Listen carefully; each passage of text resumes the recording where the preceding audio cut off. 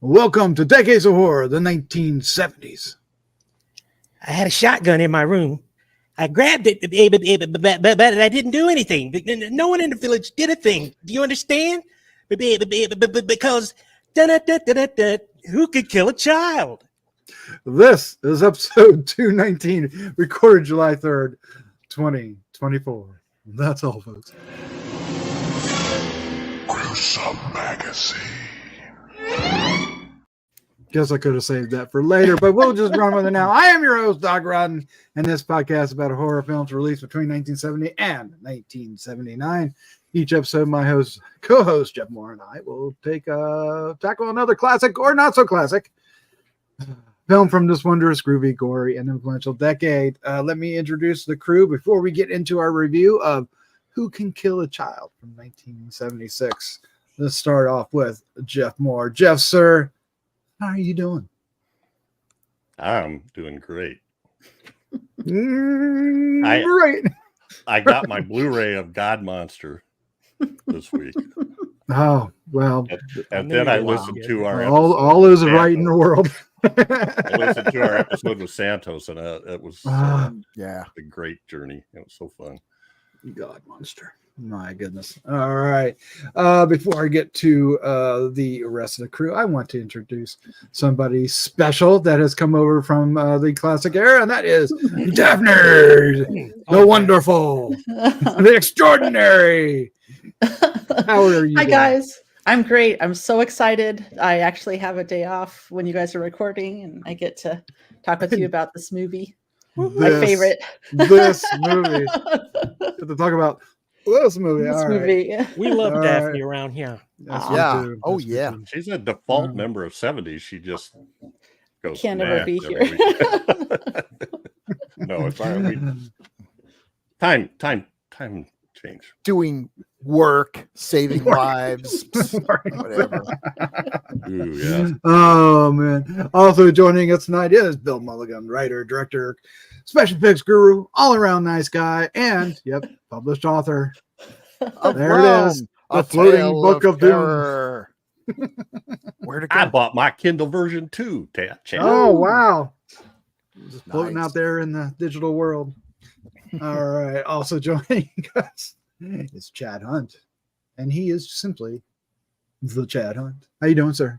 Kolchak, super bad, Doc. I am super bad. Yeah, I got my Kolchak shirt on. Kolchak Kolchak versus the devil.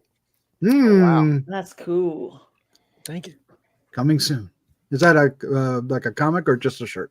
I think it was a comic cover. Yeah, I think so. Yeah, it looks like it. Looks like it could be. They're calling to tell us not to show that anymore. All right. What we're going to do tonight is we're going to review Who Can Kill a Child. And we'll just see how much trouble we get in by saying that over and over again. We're going to get into what we initially thought about this film. Does it hold up today? And then we're going to dive into a discussion about what happens in the film, who's involved, and what does this film really mean? What is it trying to tell us? Oh my goodness. Do we know? I don't know. But before we do that, I believe Sir Jeff has something to say about Play Now Media.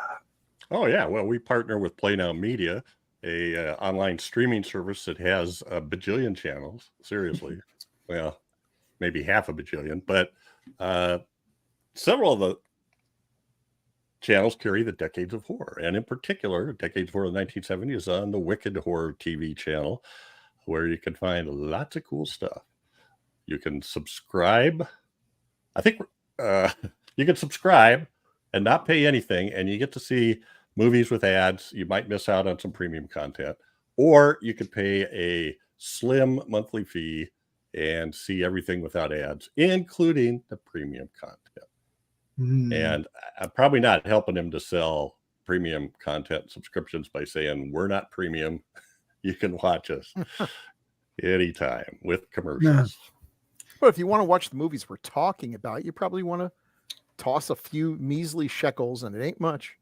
Shekels. It is. I would do that because they are rapidly. I mean, they are busier than I don't know what, improving all their apps, and he's so wound up it's hard to even get a hold of him because he's burning night oil.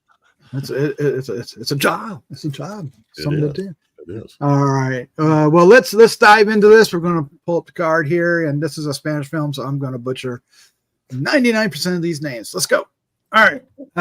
Who Can Kill a Child from 1976? We have a bunch of AKAs, and Sir Jeff will share those with us in a second. The director is Narciso Ibáñez Serrador. Ibañez. Okay. Just the first name already. Yeah. He was also writing the screenplay as Luis Peñafiel. I Give Up. Juan José Plans did a novel, and it was called what, Jeff? The Children's Game, also known as El Juego de los Niños. Yes. The cast. Yeah. Well, I'll buy that for $1. The cast includes Louis Flander, Brunella Ransom, Antonio Iranzo, Miguel Naros, Marissa Porce, yes, and Porche. See, Chad, you should have done this. And Louis, help me, Chad. Sigues. Okay. All right.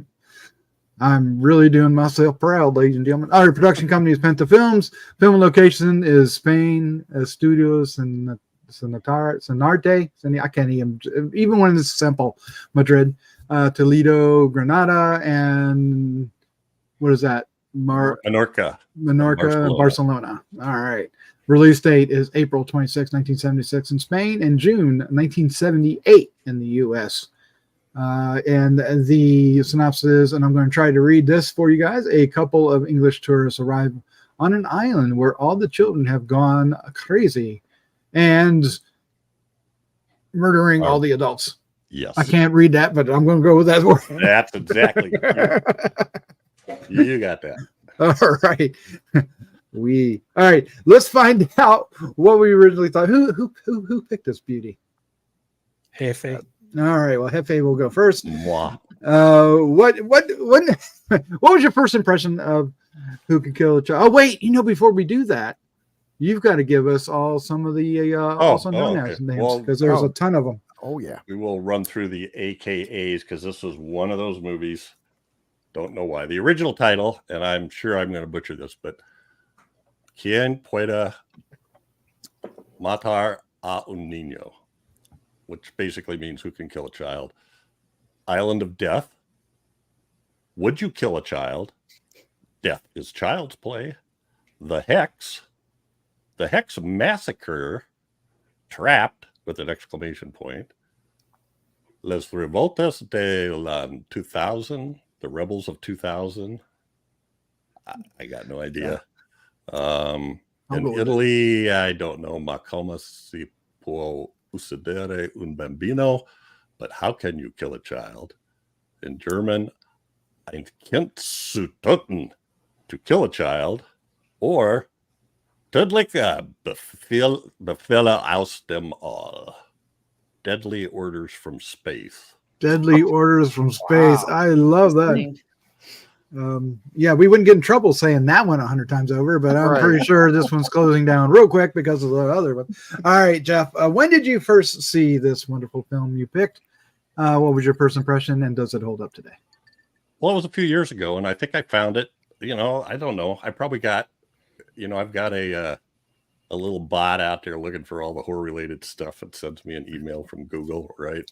And I don't know. I don't know where I first heard about it, but at any rate, I started looking for it and couldn't find it. I always kept looking for streaming. Then I found it, and I have to correct myself because I think last week and probably other times I said I got a import Blu-ray, but it's not an import. It's a Mondo Macabro Blu-ray, and I don't know if it's still available. I didn't double check that, but it's got so many different. When you click play, you got 4 different options. 3 of them are English and 1 is Spanish, and all 3 of the English have different combinations of the subtitles. It's bizarre. And it does like a lot of foreign films where it kind of looks like what happened is they dubbed it, or they did the English to, I don't know. I don't know how they did it, but the subtitles on one of those versions doesn't match what they say at all. It's quite a bit different. But anyway, so I got it. I watched it, and I went, holy cow, its reputation is well earned, I think, especially for the time. And I think just the topic, and then there's a 10 minutes. The movie is introduced by 10 minutes of newsreel footage, kind of all the death and destructions that's happened from World War II up to 1976, with lots of images of starving and dead children and things. And it's very, very, very off-putting. And in fact, Serrador said at the, I don't know. I mean, I know why he put it in there, but he also said, I wish I'd have put that at the end. And I don't know why they put it in the front. It was kind of like, I don't know if he couldn't decide, or if he didn't get the message across, or they ignored him, or what. But at any rate, so yeah, it's a very disturbing film. He and the author of the novel talked about this idea. It was the same similar idea. He went off and wrote the screenplay before the book was written, and so the book is different. And in the book, there's like this it's like pollen from space almost. When they get over to the island, everything's covered in yellow, and that somehow is what converted the kids. But I kind of like this better in that we had no explanation whatsoever. Just deep stares. Yeah, except maybe, I don't know. Anyway, I liked it a lot. I thought the acting was good. The cinematography is great. The way they set it up and the progression of how it gets just worse and worse. And it was weird at this time. I just realized that the woman, the wife, the pregnant wife, she doesn't see any of the children's destruction until I don't know when she sees the first dead person killed by the kids, because the husband keeps hiding it from her. I think it's when he is going to run into him and he steers him away, and then he finally shoots one. Anyway, I'm blabbing too much. I think it's great. It's very disturbing. It makes a good point from both directions. And the line that Chad read was, right in there over in the island where the kids were taken over. So I don't know. I'm not really making much sense. So I should let it go. And what I really want to know is what you guys think, since I picked this, because it could be kind of off-putting, but I think it's a really good movie. Yeah, I will say that I skipped much of the beginning. I did not watch the footage, the reels. I said, nope, I'm not going to watch it. Daphne, how you doing? I'm good. What did you think of this film? When did you first see it? Does it hold up today? I hadn't seen it before, and I loved it. I absolutely loved it. It was very disturbing, but I thought it was a very good movie. I right away in the beginning with all that footage, that was really tough, because I'm sure we all have a hard time watching that. But it's interesting that Jeff talked about that the director kind of regretted having it there. I agree that sometimes you need to show stuff to prove, the reality, show reality with it in news footage. But sometimes it's, I think it's like you forget that all these horrible things are happening to actual human beings. So it's hard for me sometimes with journalism and showing pictures, and it's a problem that I struggle with a lot. I don't really know what I feel about it, but so there was a lot. Boy, do we suck as species race or whatever. Species, yeah. And so that was kind of rough. But I like I said, I do kind of understand that it was there. I don't know if it needed to be there. It gave me the feeling more of a little bit more sympathy towards the kids, maybe, because I feel like, and then one of the characters in the camera shop, kind of pointed out that stuff happens to innocents, to kids. And it would have been interesting to have it after, but I'm not sure if we needed that. But it may have changed how I viewed the kids a little bit, or what their motivation might be. I love that we don't have any idea why the kids are doing this. I thought the actors were super, I don't know if naturalistic is the right word, but it was just seemed so natural. And I believed them as these folks just visiting there. I love the kind of the dread and anxiety that was constantly building. The cinematography, I liked how there was so much light and openness, but there was also so much claustrophobia in the rooms themselves, or when they're trying to hide and stuff. Yeah, I thought it was great. It's in my cart for when I get paid on Friday. The DVD is still available. Okay, there you And yeah, and I am looking forward to watching the other movie that he directed. But House it's hard. Screamed. Yeah. Yeah. go. But La Residencia. yeah. So anyway, I liked it a lot. Liked it a lot. Liked it a lot. She says, Bill Mulligan, sir, when did you first catch this film? Well, and all that goodness. I'm really grateful for Jeff for picking this, because I've heard of this film, of course, for a long time, but I had never seen it until earlier this week. It, for whatever reason, I just never found a decent copy, or any copy, really. I don't think it was ever shown on TV. I'm amazed this movie got shown at all. Here's my theory about the opening, which is hard to watch, but it's historical. It's real. Mm-hmm. In a way, it gives them a little bit of protection, because this was a controversial film. I'd read a lot about it and everything. I mean, just the title is controversial. The subject matter and the fact that, you know, who can kill a child? The lead actor. That's a tough sell. That's really brutal. And if they got any flack for it, they could always say, hey, you're complaining about this fictional movie, and meanwhile, this in real life, kids are dying by the millions. Maybe you need to reprioritize what gets you angry. You know, it just kind of reminds me of how, like, Russ Meyer would stick in some socially redeeming value into his movies just so he could point and say, oh, no, it's about, you know, tariffs or whatever he would do. So, but yeah, that is a hard watch. This is a slow burn. The first half hour, I'm like, okay, all right, we're getting to know these people, and okay, can we get to the part where kids might get killed? Once the switch is flipped, though, about the halfway mark, boom, the last half hour of this movie is just balls to the walls. And this is the kind of thing you could do back in the 70s, but you probably can't do now, where you spend a lot of time building up tension. The audience knows something bad's going to happen, but we're taking our sweet time to get there. We really get to know these people, and they're a likable couple. And then once you get there, the dread, it just starts hitting, and we're getting deeper and deeper. And the husband really portrays, you know, just, he's afraid to, what next horror is he going to see?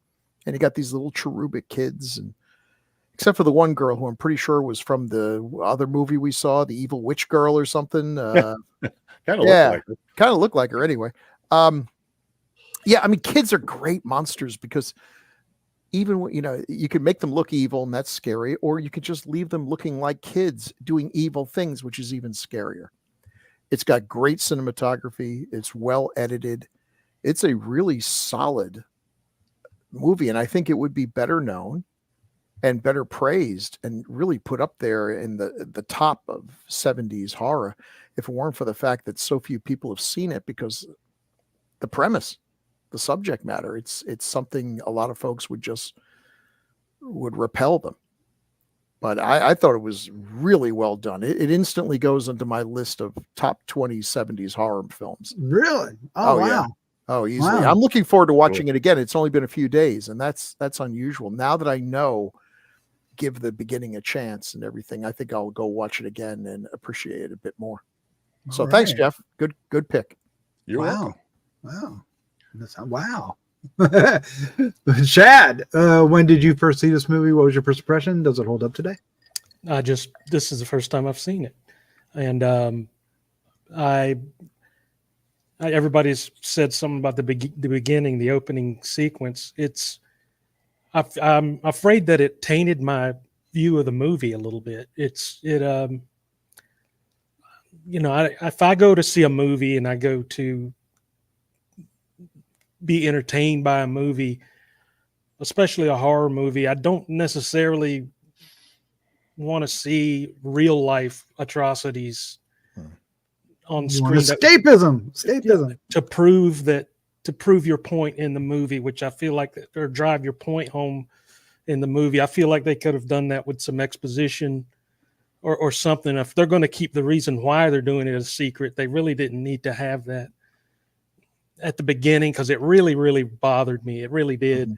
And the fact that it just kept going on and on and on for almost 10 minutes really just seemed unnecessary. And you know, and I know that stuff exists and I'm well aware, but I'll watch that stuff in the context of what it's supposed to be, not necessarily at the beginning of a horror movie you know what I mean? Yeah. To drive the point home of this kids are rebelling against the evil parents. Can I just say something, Chad? A lot of people are on your side, because I saw a review for one of the Blu-rays, and you have the option of skipping Yes. that, Yeah. which tells One you of the that versions on there is, yeah. But I feel like otherwise it's a good horror movie. I mean, it's a good kids run amok horror movie. But it took me a long time throughout the beginning of the movie until the action started picking up again. All I could think about was the beginning, and it just, I feel like it just tainted the experience a little bit. But yeah, like I said, the premise is good. I thought it was a good killer kids movie. It really was. So I don't know if I'll ever watch it again. I do know it was, you know, you don't have to watch that part or whatever, but I don't know. It just rubbed me the wrong way, I guess. I did warn you, unless you watched it before that. No, you did, and Yep, you did as well. you did. Yeah, I don't care about that. Let me interrupt for just a second. Bill, it is the same girl. Oh, Is it? really? Yes. That's Demon Witch Child? Yeah, Marianne Salgado. I am like 100% face blind, and yet I was able to call that obscure. Well, I thought it, but I didn't think it could be true. But Jeez. anyway. Some faces just stick in your mind, I guess. She's got a lot of work. Yeah, I'm in Chad's camp. Yeah, we got a warning from Jeff about it, and I was, and at first I was like, okay, I get this, and then it just showed more, and I was like, and I said, no. I started skipping forward, and then I had trouble with the flipping YouTube channel the video that we got, and I had to watch it again. And I'm no, that didn't work. So I had to do it again today, and I went, no. So I skipped through that thing like 3 or 4 times. It was hard enough watching, you know, the concentration camp stuff, but then they just keep going, and yeah, that exactly everything Chad said. I will say that I didn't know about this film, even though it, like you said, it's supposed to build that it's got controversy and the legacy, but I didn't know it. I tend to steer away from most of these kind of films. Sort of like, you know, what Children of the Damned or The Children from 1980s. There are a few, or Brood, that I'll get into, but they usually have very overt sci-fi or horror elements to it. This one doesn't it's there, but it plays it so subtle that just, you know, you can almost do Children of the Corn kind of thing, and I don't like Children of the Corn either. It's not one of my favorite movies. So the whole, you know, that aspect of it, they do it well though once they get into it. I think, I'm not sure who said it, but the last 30 minutes, yeah, it really gets, you know, you start getting a whole gaggle of them instead of just one skirting around, and then it start feeling the menace of it. Or when they're playing piñata with the poor guy hanging upside down. Okay, so it's not a word. I really liked the 2 lead actors. I thought, and Daphne, I think you were saying this, they felt authentic. They felt like a true couple. I felt, you know, that didn't feel forced or anything. And you know, they were on a trip and everything seemed, yeah, it it was fine. It was a great way to get into, the fact that they're fish out of water, they're not in their own country, and you get some, especially the wife, he knows the language, but she doesn't, and she doesn't even like, what was it about the, you said this afternoon instead of, Oh, yeah. so, so I really liked that, and I thought it was shot extraordinarily well. There are some really, especially, there's a hallway scene that's shot from above, and the way they had the lighting for that shot, I was really amazed for a Spanish film from the 70s that got all that so right. It was really beautiful. The little cow's cool too. It's like an abandoned island town, so it's got that for us stateside, we don't get a lot of that. So, but yeah, I don't think I will be watching this, Bill, Jeff. I don't think I'll watch it again. But at the same time, it did the job, and I really liked, and Chad, you may be on board with this, that it had kind of this Night of the Living Dead kind of feel to it at the end, toward the end of it. You guys know what I'm talking about. Could have replaced them with Yeah. zombies. Yeah. And it wasn't even played to the same, it was played like so matter-of-factly that it was kind of like, well, it was very 70s. A lot of 70s have that downbeat ending. Yeah. So it has its marks, but I didn't know anything about this movie until it was picked. So there you go. An unusual thing for me. I usually know about these movies. I mean, I know everybody understands, but the point of it was, I mean, it's kind of like one of those things. That first 10 minutes is sort of like beating you over the head with the fact that all these things that adults do really affect children the most. Mm-hmm. And then they're the innocents, right? Yeah. And it was effective. And it was just they 5 put up minutes too long.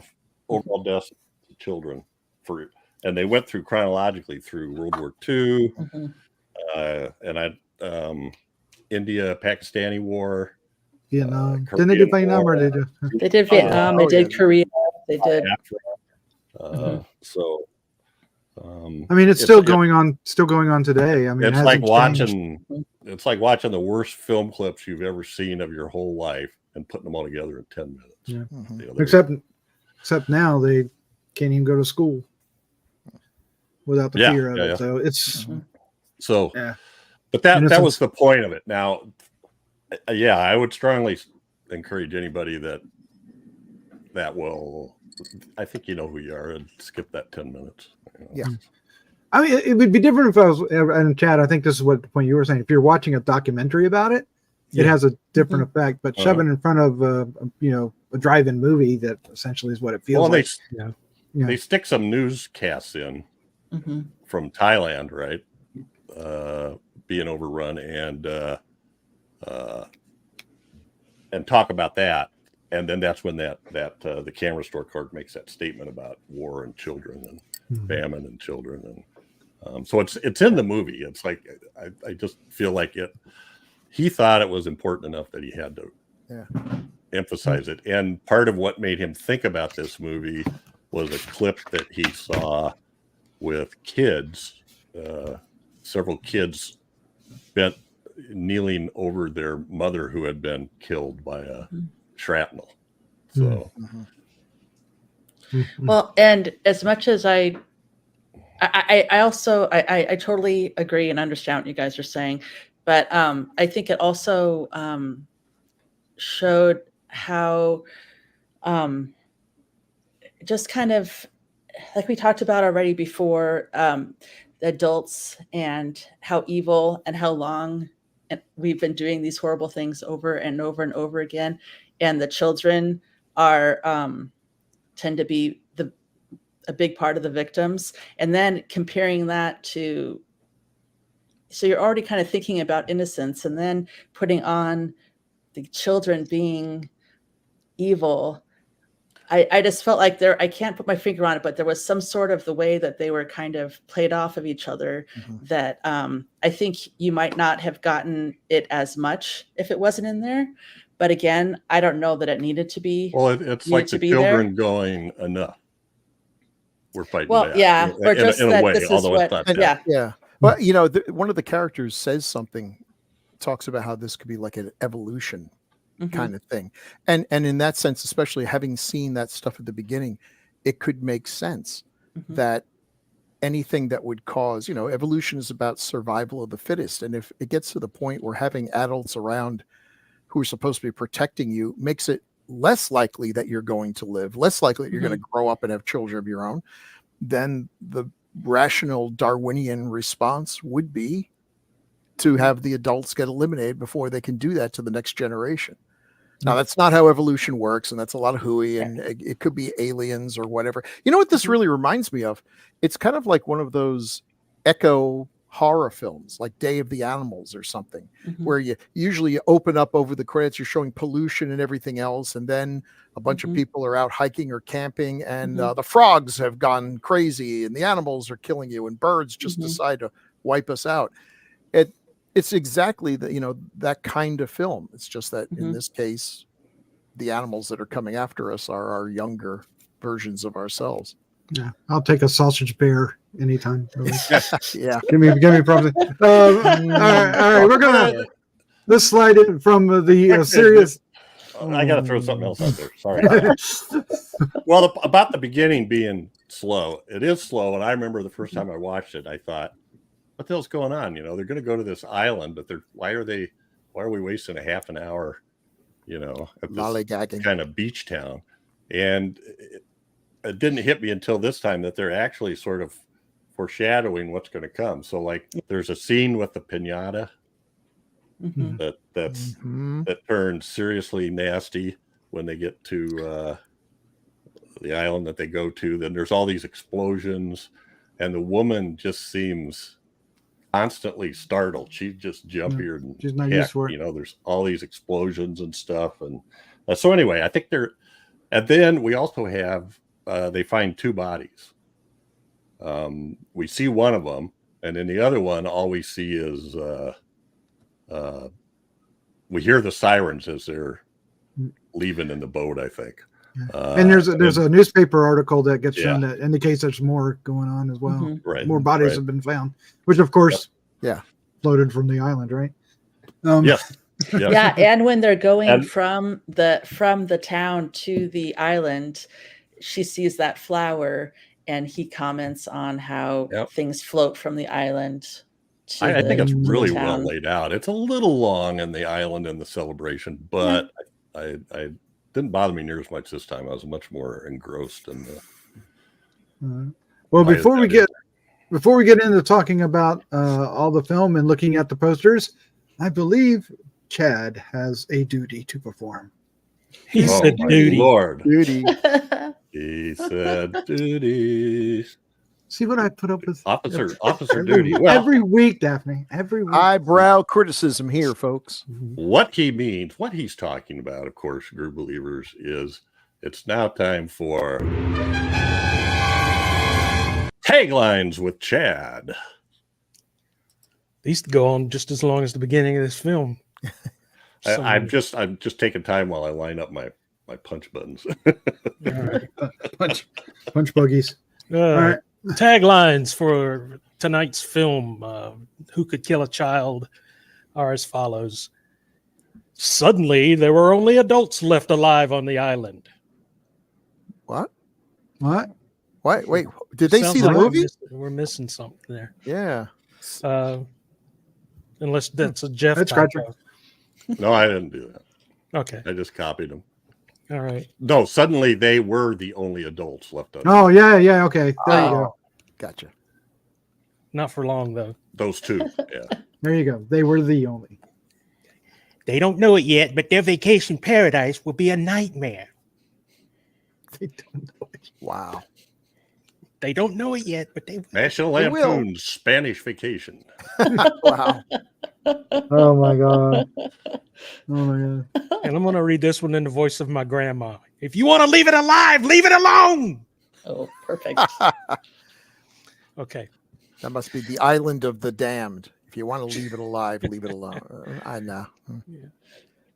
No one could believe what was happening. No one but those who were already dead and those who were going to die. Do Those dead were the people only two believe kinds of anything? people. They were the only two kinds of people, the living and the dead. So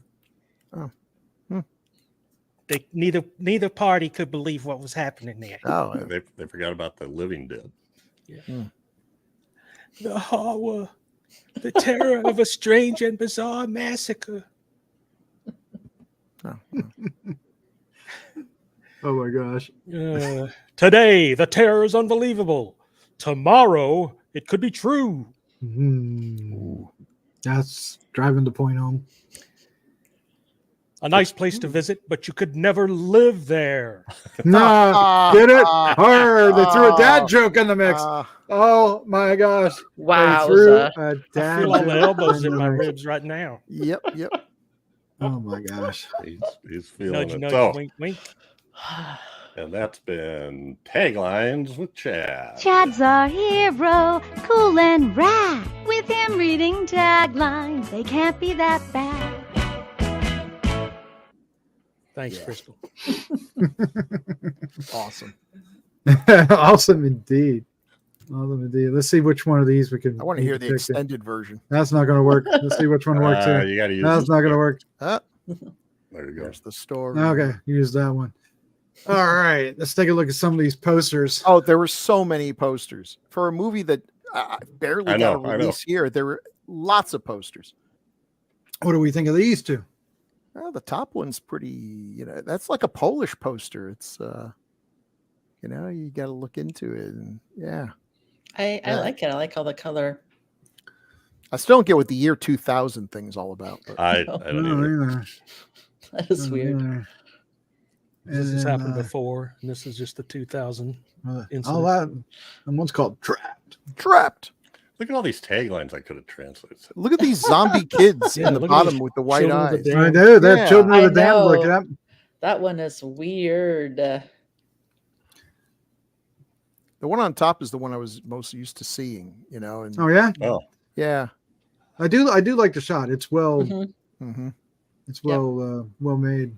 The composition, right, Chad? You Yep. say that the composition's good on that one. Did anyone else get like a Hitchcock vibe with the way those kids were like birds Yep. just flocking together, and you turn around, there's Oh. one or two, then you turn Mhm. around again, now there's 15, and Mhm. I didn't think of it that way, but yeah, now that you say it. here's some, And there's that kid sneaking through the window. Wasn't he cute? yeah. He was cute until he got his head blown off. Oh, Well, I was going to say this earlier, but I think one of these kids slid into our episode of Kolchak the Night Stalker for one scene. I don't know. You gotta catch our reviews of Kolchak the Night Stalker on Patreon to find out what I'm talking about. So there's your invite, awkwardly shoved in the middle of this review. But at the same time, there is a kid that has the same weird stare that looks evil and doing bad things. Just randomly in the middle of the show. But anyway, there's the kid with the gun. Remind me of that's that. right. yeah. Oh, Island of the Damned. I like that one. I like that one a lot. Yeah. now that's the Okay. one on the Blu-ray. No, I like the Fourth new Yeah. one as well. one. When you If go to you hit like- play, the fourth one down is Island of the Damned, and Mm.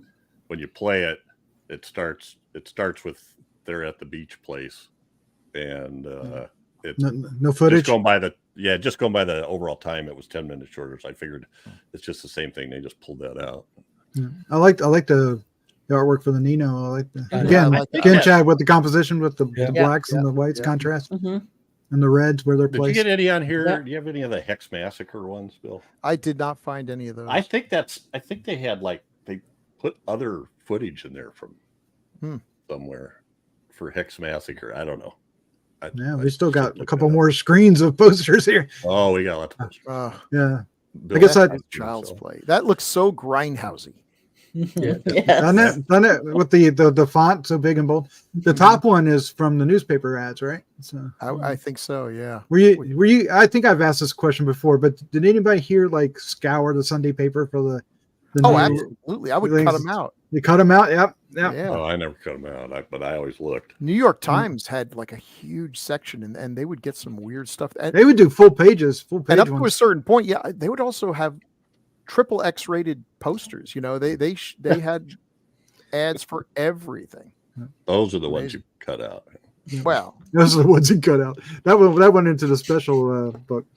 I was Yeah, looking at my mom's Cosmopolitan.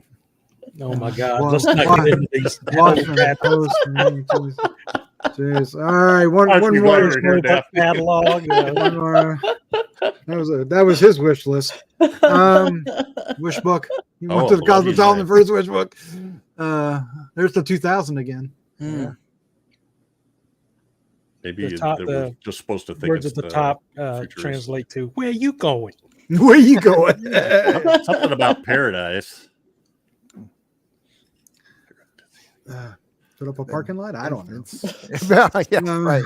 Could be. All right. So as you know, this is a Spanish film. So I'm, the director. I'm not familiar with myself, but it looks like The House That Screamed is another That's film. a great movie. Yeah. I have that on my shelf here because it caught my eye because of Lily Palmer. I was looking at Lily Palmer one day, looking at stuff she did, and then I saw the director, and I went, "Wait a minute!" And so that's a really good movie. And he only did very few features, films, didn't he? really. Yeah, and then he did a lot of TV, and he's considered Lots and lots of influential. TV and lots of awards for TV. He was a top-notch TV. He's insanely talented, so he should have. Yes. And some of his, a lot of his TV stuff you can get either on YouTube or streaming. And they did like a reboot of one. The TV series he did, Tales to Keep You Awake. And then. Oh, okay. Yeah. There was one clear back in 60 to 62 called Masterworks of Terror that he wrote 3 episodes of. So he seemed to have an affinity for horror. It's a shame he only did these 2 films because they're both. House of Scream is from 1969, and it's good. It's good. We'll have to cover that one. I'm If it come out a few interested in- years later, I think it would have been, if it had come out a few years later, it would have been much gorier. Yeah, and right. probably would have been pretty well regarded. It's a good film. And he did a great job here, I thought. Looks like it has one of the actors from was it the Horror Express in it? Anyway, we'll move on from that. Anything else about the director that anybody wants to add? He was just really, really good. This is such a good movie. He's really good. There's such a good film. and yeah. the Blu-ray has an interview with him and an interview with the cinematographer, and then Kat Ellinger and Sam Deegan from Diabolique magazine do the commentary. Oh, nice. So they wander near and far, talking about other movies with kids and stuff. And there's also a intro with Kim Newman, the British horror critic. Anyway, it was interesting stuff, I thought. All right, and then we have our leads. Yeah. Louis Vander and Pruella Ransom. Mm-hmm. Also known as the she looked to me like Ginny from Friday the 13th. Yeah, she did. Oh, wow. I love. I didn't see that until you just said it. Now I can't not see it. I think Daphne was pointing out they had a good chemistry together. Mm-hmm. A lot of times in these movies we're meant to like this couple, but we don't like them. They're not fun. Mm-hmm. They're unpleasant. Everything seems forced. They don't talk like real people. They talk like people in a movie. Mm-hmm. And these folks, and I guess that's part of the charm of that opening half hour is that we really get to just sort of hang out with them and see them the way they're living in a normal life. And then the contrast when it all goes to hell is pretty effective. Because by that point, we hope that they make it. But then we remember it's a 70s movie. So we know how that's going to end up. So much for those hopes and dreams. Yeah. Yeah, you pretty much know what's coming. Mm-hmm. I'm sort of hoping he's going to get loose, but then when his wife dies, then you're like, oh crap. No, yeah, and I want to talk about that one a little bit. I also one of the things I like about 70s movies that I have seen is that there's a little bit more discussion about kind of topics that people have a hard time talking about now, like abortion and stuff like that. And I thought they talked about that pretty openly between the two of them. It wasn't like a big deal. They were just having a conversation, and I don't know. I appreciated that. Because they have 2 kids at home, right? Yeah. They're actually on a vacation. She's right before she's have pregnant. a She's third, pregnant. yeah. She's pregnant with a third. Mhm. Yeah. And they So- had.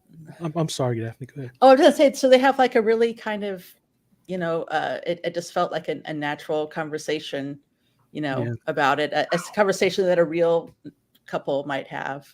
And you don't really see that. I feel like I don't see that kind of a representation much anymore. I see attempts. They don't. Yeah. They're not as this one's really successful in Right. getting that done. A lot of times, like you said earlier, it gets forced or done. Right. The chemistry isn't there. Something doesn't Mhm. feel right. But this, it Mhm. actually, and Bill, this is what you're implying. It made the first 30 minutes or so, 45 minutes, much more enjoyable watching them. They did things like real couples Yeah. do. Mhm. Like she would look at his face and she would go, "What's wrong?" Right. She would know. She knew something. She would know something Mhm. was wrong. Mhm. That's Mhm. they I don't like that. do that in movies a whole Yeah. lot, where the wife just looks at the husband and knows him well enough to Mhm. know what's going on, Mhm. and just little touches like that I appreciate it too. Yeah. They tease each other a little bit, or Yeah. kind of call out each other's crap, sometimes. And it's just, I just was really impressed with their relationship.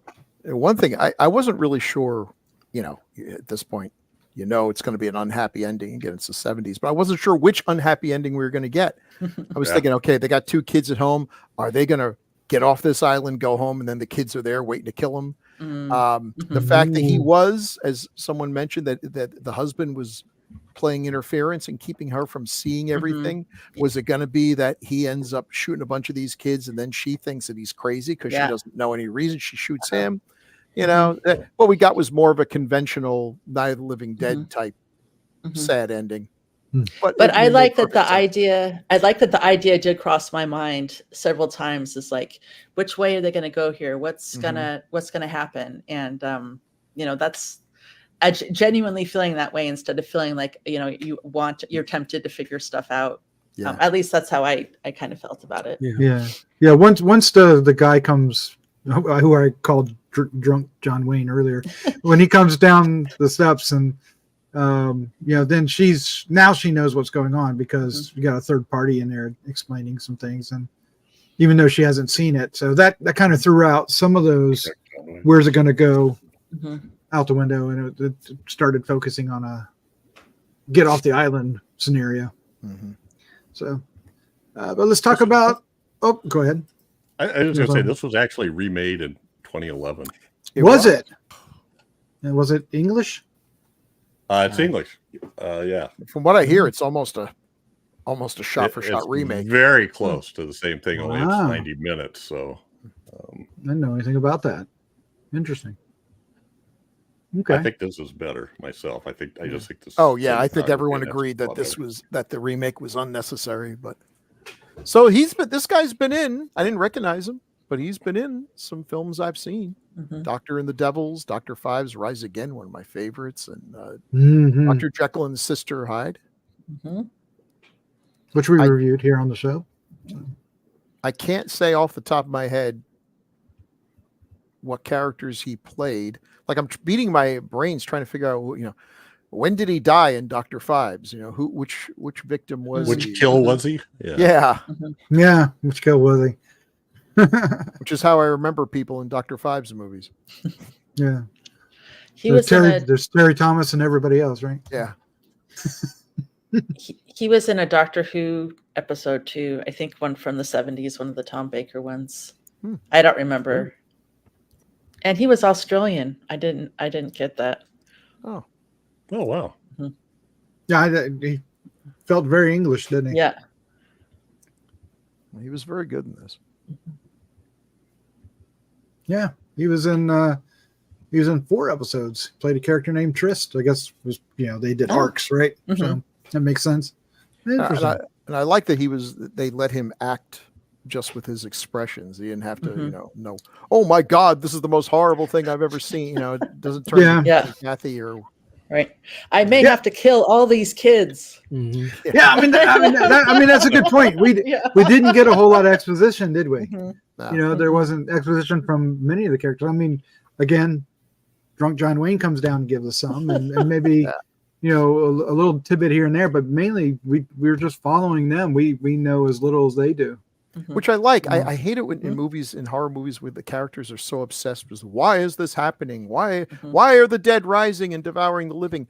Who gives a flip? What are you going to do if you did know why? You're going to write an article for Scientific American. That's what you're going to do. No, we can figure this out later. I do like when he's in the grocery store, and that's when you first start seeing. You see a body, like just some legs, and then you see feet. That was a good shot. Yeah, that was a good shot. I love that. Yeah, it was in the foreground. Yeah, I liked that a lot. Yeah. That really, yes. And then we don't have a picture, but the actress Pernilla Ransom, but she a lot of TV. Yeah, a lot of TV. But I'm not familiar with her from anything else. She did some interesting movies, Far from the Madding Crowd and everything, but not any other genre stuff that I could see. She was also in 1970s Doctor Who, so that would have been pre. Oh, that's true. Yeah. Was that which one's that, Daphne? Well, I think it's still around the same time of Tom Baker, but I'm not positive. No, it's John Pertwee. Tom Pertwee. Okay. John Pertwee. Who was before, I think. I only know that because Google knows it. Or IMDb knows it. But yeah, the first Doctor Who I was ever privy to was Tom Baker. Yeah. Because that's what made it to the States. And watch out. We're going to get a bunch of letters from people. How dare you not know she was in episode 2 of Invasion of the Woppelgangers. The Woppelgangers. Okay. Oh my gosh. Yeah, but then when I found out like Peter Cushing's in 2 movies, but Doctor, these aren't so good. Anyway, moving on. The Antonio Iranzo is what is his character's name? He's Padre. Was he a priest? No, he was the father of the girl. Oh, so he's literally a padre. Okay, not literally a father. Not a padre, but a padre. Okay. As I live and breathe, I'm a padre. Yes. All right, because what you got it down here is I get it now, but the way I read it, I know on the notes, I read it entirely different. It's like I don't remember him being a collar and everything, but yeah. I can't remember which one he was, and I think he may actually have been the photography shop clerk, but Louis Sigas was in Vengeance of the Zombies. He was the guy that you guys called Groucho when he was zombie down. Oh yeah, Groucho. He plays Enrique Amoros, but I can't remember which one he is. Yeah, but when he, I don't know, but he had an interesting presence on screen. I was really Antonio. He's not in it long, but I thought he was really good. Yeah. He looks like somebody that would have been in a bunch of spaghetti westerns. Yes, exactly. That's why. That's where I got. You're following the same road. You're just behind me a bit.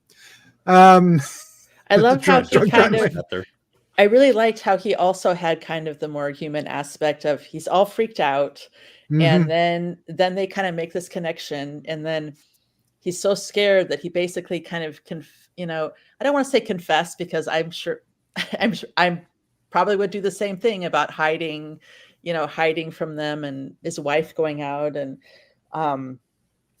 just being so kind of overwhelmed. But then when his daughter comes, he just goes with his daughter. It is like they're, I don't know.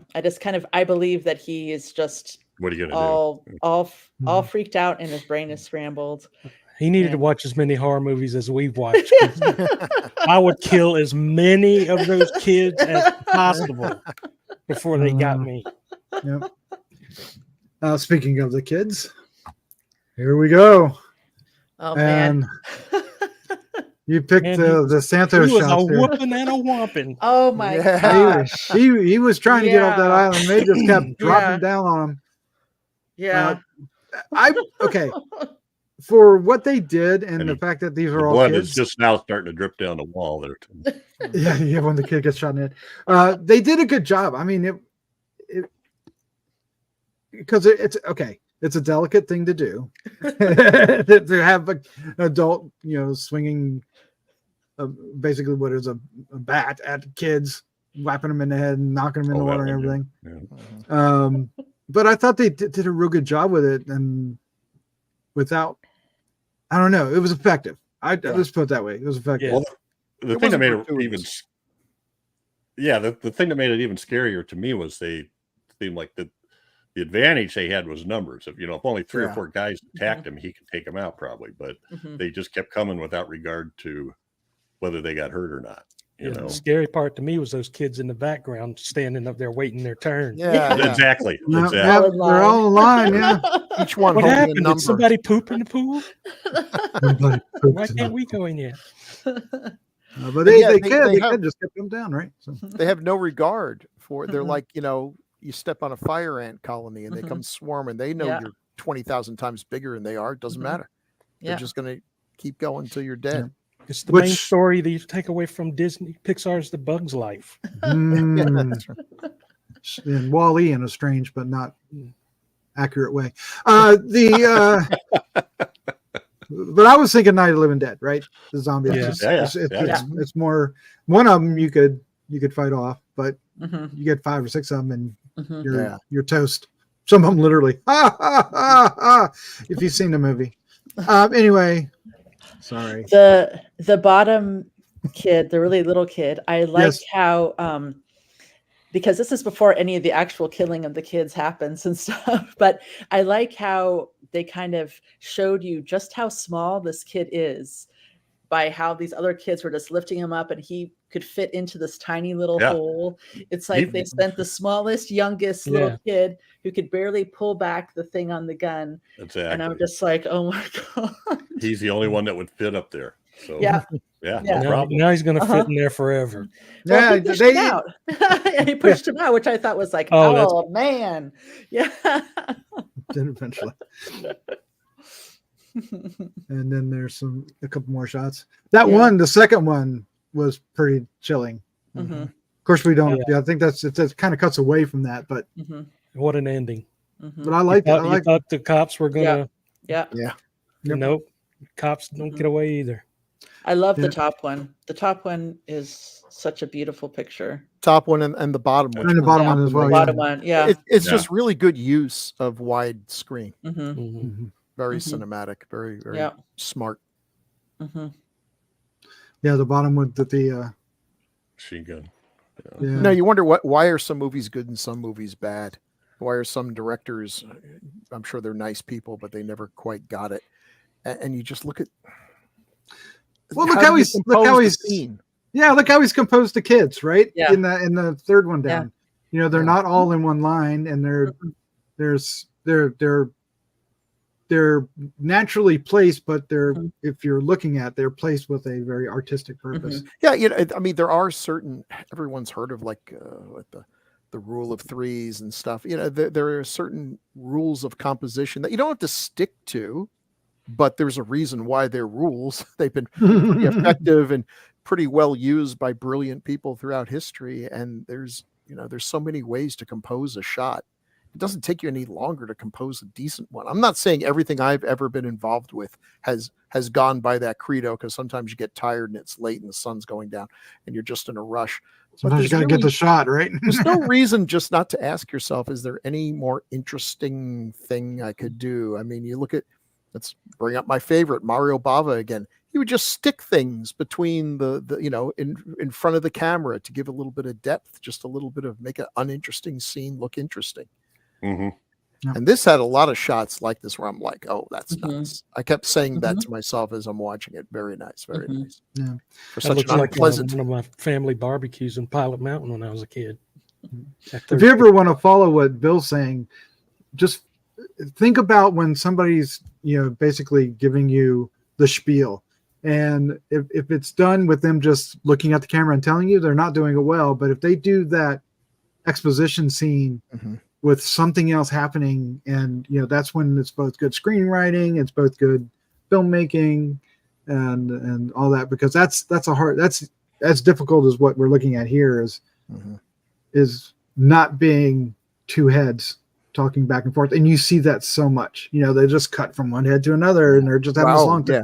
Right. But like you said, with like Bob and some of these others, you get something happening, you get some element in the, of the location in the shot to give you context and atmosphere. He has a good sense of perspective. Yeah. I mean, if you look at that third picture down, like when you're drawing comics and you've got a picture like this to draw, and you want everyone standing in the foreground, their waistline to be at relatively the same height as the people in the background for it to look proper. So you would have, you know what I'm saying?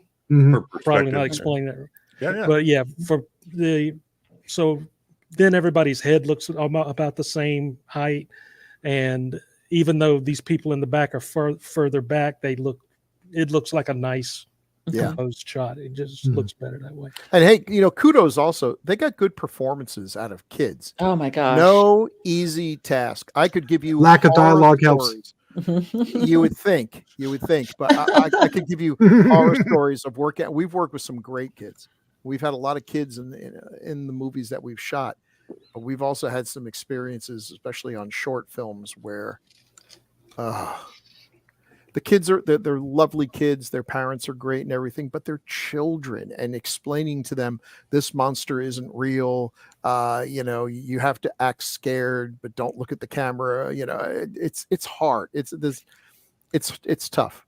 It's tough. And all these kids were appropriately creepy without being over the top. Because again, I can imagine there'd always be that one kid who's making faces or cracking up or looking too scary. It's like, no. They did a good job. I don't know if they rehearsed them to death or just people they'd already used before knew what they were doing. This is not just a bunch of random kids scooped off the streets and put in front of a camera. That one little kid that was fishing and he touched his shoulder and he turned around, I almost jumped out of my seat. Yeah. The look on that kid's face when he turned around. He had a stare, didn't he? Oh my gosh. Yeah. Oh yeah. And also, don't be looking at my fish creel either. and the scene, the third one down there, that they're all terrified when the police officers come off the boat. They're all acting one way, but as soon as they're off the boat and they turn to face them, they do the shift, and they all do it. And I was really impressed by that because that gave me goosebumps because it just made them all. The one girl is crying and oh my god, and they'll go that way and they take off that way and they get to a certain point and then she laughs. Yep. Yeah. It was perfect, and everybody else, did similar things. It worked. Well, the other really thing well. is we haven't really talked about it, and I didn't really get it at first, but that I guess it's obvious, but they're communicating mentally somehow. Yeah. Some sort of hive mind. Yeah. When the one girl goes up and touches her stomach, Evie's pregnant and the baby in her stomach, she's like converting that baby or making it part of the hive mind. And then when they show up at the place where the women the kids hadn't been converted, the 4 kids with the woman and the down the roadways, same thing happens. They walk up to them and just stare at them for a while, and pretty soon they're all that way. What we needed was about 10 of those mothers that lived in that house that beat the living crap out of that one kid with a shoe. Yeah, you need about 10 of those, and that problem would have been solved on the whole island. A shoe in one hand, a wooden spoon in the other. I don't know why, but I thought about that. I thought about you in that scene. I will say that was one time when they used exposition to tell us the obvious was when she said, "No, the girl." She basically repeated what we saw earlier, but I think in context of what was happening there, I think it was appropriate. She was just realizing it. It was starting to kill her from the inside. We have to talk. Oh, go ahead, Doc. I was going to say I want to talk about what happened there because Okay. That was an interesting scene. What Daphne? I'd really want to hear what you thought about that. Being a woman, unique position. I thought it was really interesting, and I again was kind of sucked in the discussion about this person who's carrying, especially now. I don't want to tie it too much to abortion because I don't know if that's what was happening there, but definitely like this thing from inside your body that has control of your body and is doing something to you. Clearly she said she wanted to keep the baby when they found out that she was pregnant. So I don't think that she wanted to lose the baby. I'm not saying that, but kind of but they did give us the impression they had that discussion before. It did definitely have that Yeah, discussion. So at first when she started freaking out, I think someone mentioned it before. I wasn't sure if she was maybe having PTSD or something and flipping out, or if she was getting killed from within. But I just thought it brought up it made me think a lot about women's bodies and kind of what's going on inside their body and how much control they have. I thought it was really powerful seeing the blood go down her legs when she was standing there. Subtle too. It wasn't. Yeah. And I don't know. I'm not sure. I feel like there's lots of stuff I'm still thinking about from that scene. Because I don't see scenes like that very much where women are talking about losing a baby or what's happening to their bodies. And so it was really powerful for me. And I liked seeing it on there. And I thought she did an amazing job showing pain and this awareness that her child is killing her. And I don't know. I thought it was really good. And I don't know that I have seen many other things like that in movies, which I appreciated too. She was I in don't know a if that makes any situation sense. where there was nothing they could do. And this baby's killing her from the inside, and there's nobody else around. Right. There's nothing she can do about it. So that she really did a good job of going, it's killing me. It's killing me. Right. Helplessness. I've never had a baby, but I've had a bowel movement before that I thought was going to kill me from the inside. Wow. Well, and then she started talking about her Kill us other from the kids. outside. But she was talking about her other kids too, like where's Rosie or where's whatever, whatever her kids' names Well, were. and when they first when the husband says she doesn't know yet how bad it is, and he says we're getting out of here and we're running as fast as we can, and he says something to her like you have to forget about Baby. this The baby, this one and think This just one. about the two we already have. And right. it So- was Yeah. So Jeff, the other thing you were probably going to get ready to talk about is, okay, let's circle back around to the title of the movie and what has to happen in this movie. How do we feel they handled that when they actually have to kill the kids in this film? Well, the first one he does it. He didn't have a choice. I don't think it was like sit there and watch him shoot his wife, which she ended up dead anyway. But it was sort of a snap thing. You didn't have time to think about it. The second time, when he's standing out in the alley with the machine gun, that's more like you killed my wife. I'm not thrilled about this, but I'm not gonna. And then the boat. The boat too. Yeah. Well, the machine gun is the one that I got because it's like that was pretty grisly. Well, I didn't know. Did any of you guys?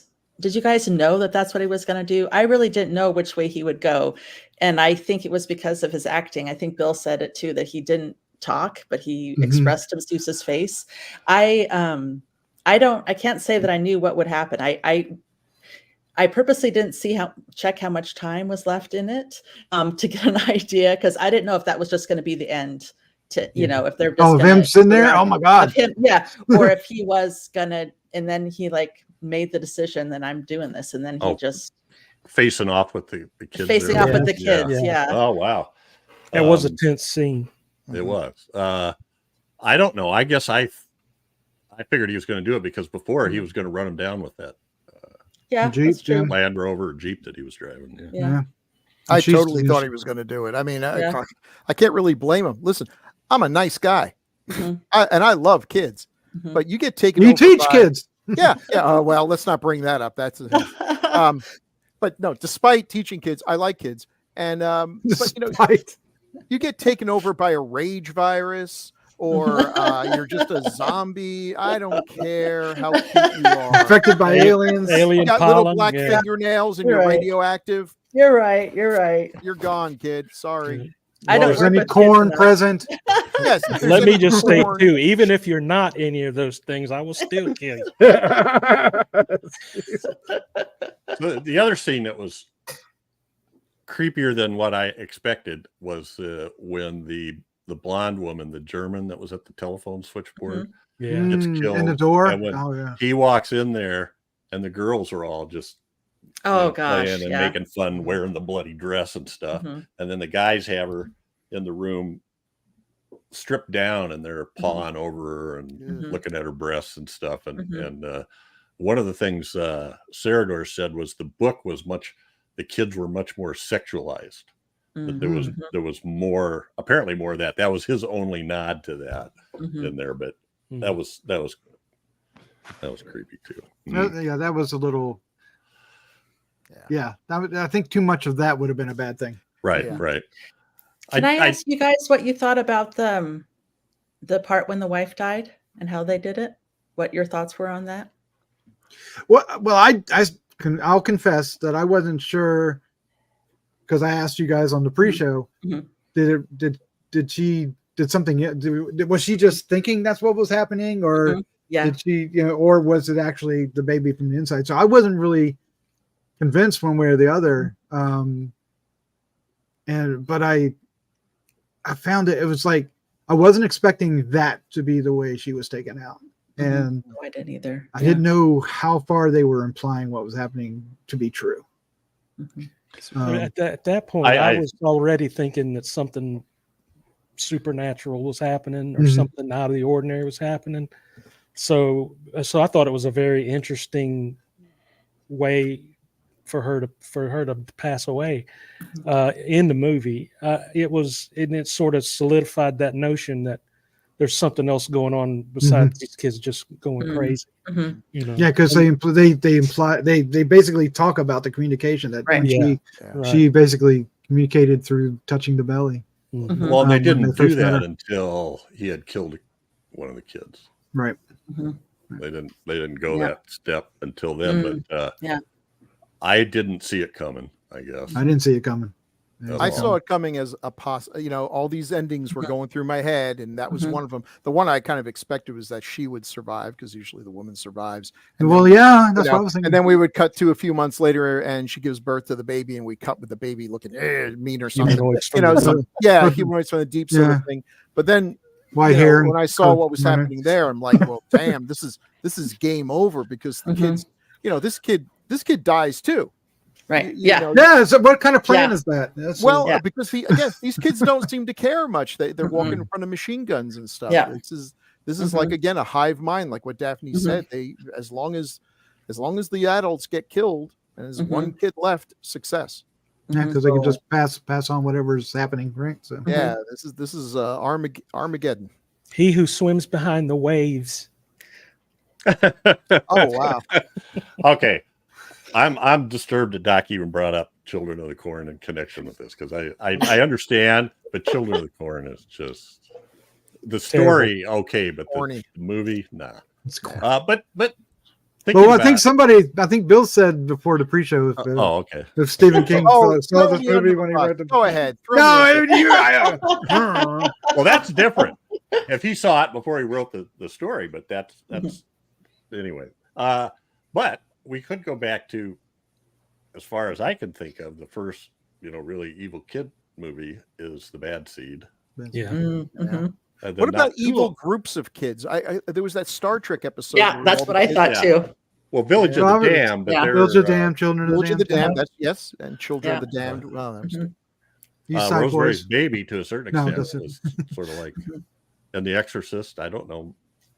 She's not I- evil, but Omen. You can keep going, right? So, I was wondering if they were going to do kind of like the Star Trek episode that Bill mentioned, if they were going to do like make a comment about when the kids get older and when they become adults, what happens then. happens then. But it's such a compressed time. we didn't Um, get that far yet. that's a little bit like Logan's Run there, right? Mhm. Yeah, Once Yeah, you when get to they a 30, certain age. yeah, yeah. a little different, slightly different, but still the same thing. In this case, it's once you get to like 5 years old. You know, there was a Don't even, famous- don't even, there was a Ray Bradbury Yeah, story yeah. on that premise that the Martians, aliens or something, had taken over the children. The children were starting to kill their parents. Wish I could remember the name of it. okay. So I have another question about this. Like in the 70s, there were quite a few of these movies, right? There's like Devil Times 5 or something like that. And then of course the Children 1980, and there's a couple others mixed in the mix. We'll probably get to all of them.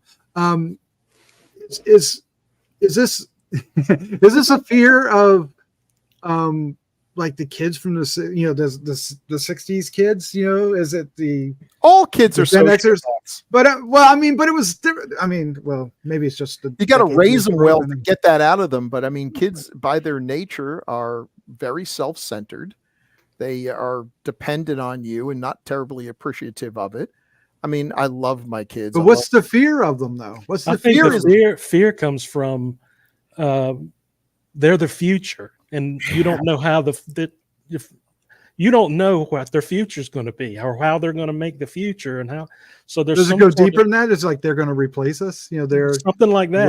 Yeah, I think. we're on the way out. They're on the way Yeah, in. yeah. Something it made me think of is, and I don't have kids, but I remember being a kid, and I wonder if the fear is also from the point when all of a sudden you just kind of hope, maybe you hope that you don't realize how much power these kids have as far as maybe strength. Like the older they get, they can start fighting back or talking back. Well, in the 60s and 70s, we saw that. I mean, Yeah. that's what I That's was how I was alluding to. Is wondering. like, Yeah. they were. So I was wondering, it was kind of like if that fear of, okay, what are they capable of? Or, maybe it's projecting, you onto the kids that you would expect it, but that's what it made me think of. There's a That's movie, and I definitely real. can't remember for the life of me what it is, but it's the premise is they lower the voting age to like 20 or whatever. The kids, young adults, take over the world, put anyone over 30 into concentration camps, and blah, blah, blah, it goes on and on. And then at the very end of the movie, one of these, kings of the world now is basically pushes a couple of little 11-year-olds, and they watch him walk away, and they're like, we got to get rid of anyone over 12. One of the great endings. I Right. can't remember Yeah. that movie, but Well, we've talked about this before, Bill, about Spanish movies. That this came out the year after Franco died, Mm, and if that he was allowed still him dead. a little more leeway, yeah, he was still dead. he's still dead. Jeez. But Give him a couple more years. Right. and boy, well, so now you've brought that up. That opens a whole can of worms. I mean, sure, think of Spanish society at that time. They'd been living under, Der Fuhrer light for all those years, and now he's gone. And what happens next? There's all this pent up, a new generation that really,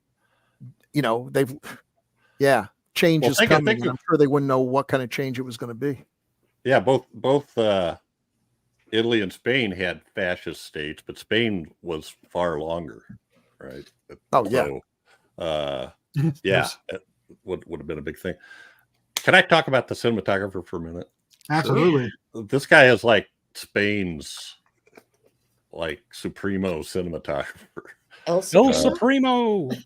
Jose Luis Alcaine, I think, or Alcaine, Alcaine. He has done a lot of movies with Pedro. I can never pronounce his name right. Almodovar. He did The Skin We Live In with him somewhat recently, but he also did The House That Screamed. with Serrador. So yeah, and this guy's got 21 awards and 28 nominations, and they're not Oscars, but they're different countries' version of the Oscars, like Argentina and Spain and Europe, Argentinian Film Critics Association. It just goes on and on and on. Latin American film festivals, Goya Awards, European Film Awards, et cetera, et cetera, et cetera. And he talked about, in this movie, there was an interview with him, and he talks about the fact that they have some scenes shot at Menorca, the close to the water, but how hard it was. He really worked at trying to make the inland, when they shot inland, trying to make it look like it was near water, and how different the light is there, and how you really have to take that into account. It's dry and it's hot as opposed to more humid, and you got the reflection of the ocean and stuff and all that. And I thought that was really interesting, the way he talked about that. Not something I ever thought about, but as I watched it, after I watched that interview, I could see where he kept the look fairly consistent. I never felt like, so we're going to do Kolchak after this. I mean, half the time I'm watching Kolchak, it looks like you're in LA, because you are. It doesn't look like Chicago. It's too light. Anyway. So he had to take that into account and use that with the cinematography. Yeah, Bill, you might find this interesting that he is the first cinematographer to use fluorescent tube as key lighting in the 70s. So I don't know what that implies, but I thought maybe you would. I am so shocked that once again I am frozen. I was wondering if you were frozen. Such a serious young man. I was like, wow, he's really thinking about this. You've been opening windows the entire time. Oh, well. That's interesting. That is interesting. Oh, he is a good cinematographer. No question about it. All right, and people might look at it and say, well, it wasn't that difficult. He was shooting outside. Had the sun for light. That's ignorant talking right there. Yeah. Well, there was a lot of inside stuff too. And then you had that bright light outside the windows. And then there was so many nice shots of here's what's going on with the people inside, and they're totally unaware that there's a kid standing right outside looking through the blinds. As a movie light, the sun sucks because it constantly moves. Yeah. Eventually, and all those shadows move with it, right? Yeah. It's a continuity nightmare. All righty. All right. Well, I think we should end our review and discussion of this here. We've been talking about for an hour and a half. So great discussion, a really interesting film. We'd love to hear what you think about this film. For us, I think the only place we found it, there was 2 or 3 copies of it out on YouTube, and they all look fabulous. Although pretty good. I had trouble with subtitles, so I had to kind of go with it when they weren't speaking English. The main character speaking English through most of the movie, and Bill just didn't like that at all. But anyway, so they're out there, so you can watch it, or you could purchase it from Mondo. You said, what was it? Mondo Macabro. Mondo Macabro. And let us know what you think about it in the comments down below, because we'd love to hear from you. And of course, you can also catch us on. Bill, he's still frozen. No, there he is. Well, you can catch us on Patreon, and if you, we've been hinting at it all night long. We are covering Kolchak the Night Stalker episode by episode, all 20.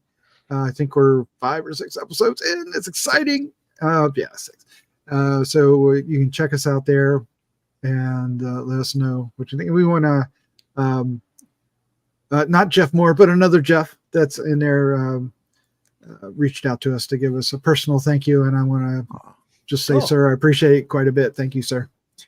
With that, Jeff, I believe we have some feedback. We have a few.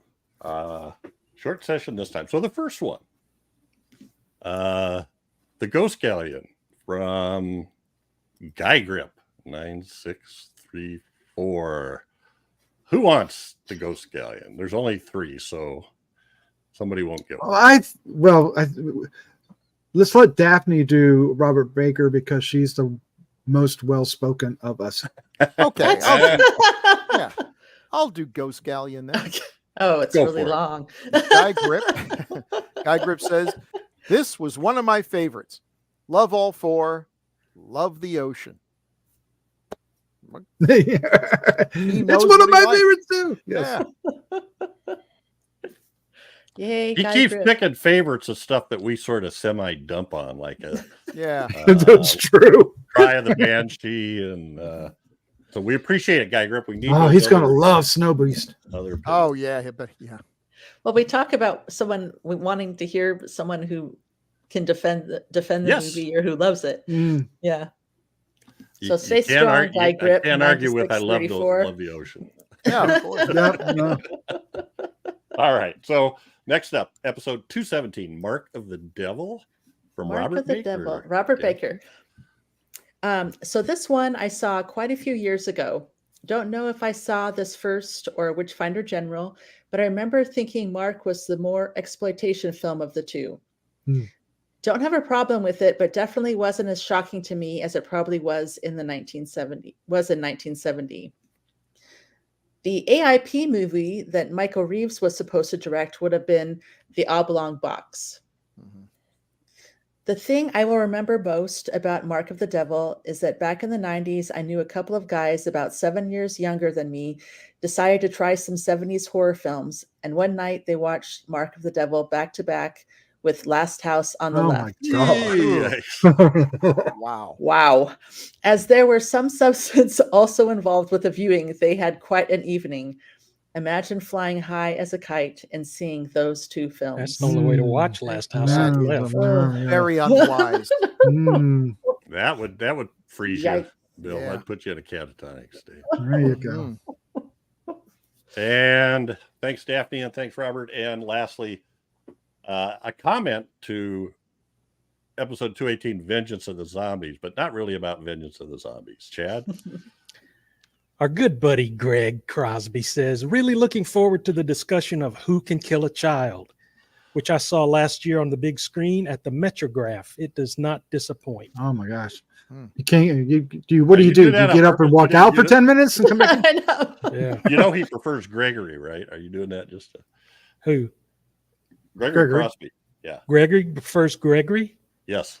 That Yes, must he be does. why I call him Greg. That's what I was thinking. Must That's be. what I was thinking. I owe him one, and he knows what I'm talking about. Oh yeah. Okay. Chad's All right. like an elephant. He never forgets an insult. That's it. We love your comments. Uh-oh. Please leave us feedback on the Gruesome Magazine YouTube channel, or you can send feedback to feedback@gruesomemagazine.com, or even comment on the Gruesome Magazine H&R and DOH podcast Facebook group. We get lots of good stuff there. So we love our comments. Our next episode is picked by Chad, and it is Snow Beast. Was that a theatrical or TV? TV TV. movie. TV movie. You'll know it when you see it. Yeah, I was thinking. It's got gonna be that cast too, doesn't it? I Yeah. know Clint Walker's in it, right? And Clint Yvette Walker. Yvette Oh, man. Mimieux. Oh, Yeah, no. Yvette Mimieux. Okay. Oh yeah, I remember Bill professed a difficulty in remembering how. to I pronounce can't. her name. No. Remember everything we said about composition and cinematography. You just forget about that. It's a TV. No rule movie. of three. No, you It's the got rule of square. 2 weeks. Get it done. This get her down. cinematographer, I don't know if you guys know this, but the cinematographer for the Who Could Kill a Child had a quote where he talked about all kinds of people that just use one camera because they knew ahead of time what their edits were going to be. Mhm. You know, they storyboarded it all. They just use one camera. He goes, then you got all these other people that use 3-4 cameras because they can't decide what they're going to do, and they cut it so much it ends up looking like TV, which was a definite derogatory. Hilarious. comment. But anyway. Hilarious. All right, All right. that's my last. With that, Chad, Bill, Jeff, thank you again for joining me, and Daphne, thank you for coming on. Yay. Please come back. Please come back. Oh, Promise you will. I would. Thanks, guys. Love to see you. Yay. All right, and with Thanks, that, my night. let's say goodnight. Night, everybody. Good night. night.